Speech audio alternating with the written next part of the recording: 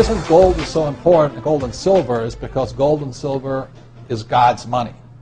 It's money made by God. And then in 1971, the U.S. government, under President Nixon, took God's money and turned it into man-made money.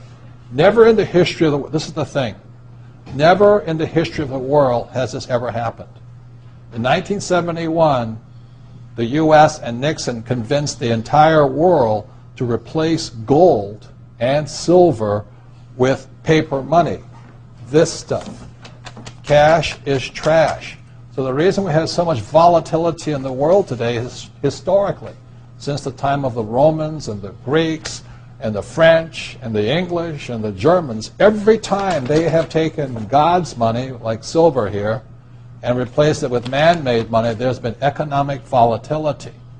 Now the problem is, so the dollar is going to keep dropping. So one of the reasons I can predict what's going to happen is I can predict the dollar will keep dropping simply because the U.S. government and now the euro, the European central banks, are printing so much of this trash.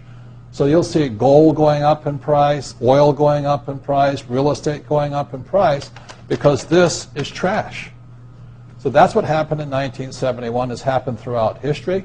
And the reason this current election doesn't make any difference is the only person they can put this back in place is a strong, charismatic leader.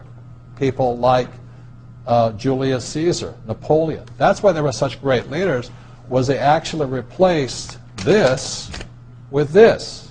Unfortunately, we do not have that person among the candidates. I know Ron Paul, philosophically, I agree with him as closely as possible, but unfortunately I don't think Ron Paul has the chutzpah, as my Jewish friends would say, to change this whole thing. So there will be more this printed than ever before, which means the dollar keeps coming down and other things keep going up. And that's really what's going to happen.